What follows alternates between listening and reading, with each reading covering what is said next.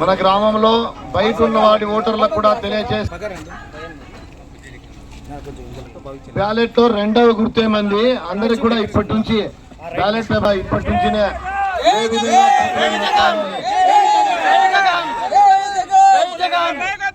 జరిగే శాసనసభ ఎన్నికల్లో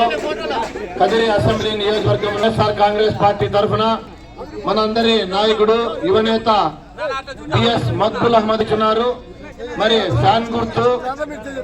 ఇంకో ఓటు అక్కడ బోయ శాంతమ్మ గారు ఎంపీ అభ్యర్థిగా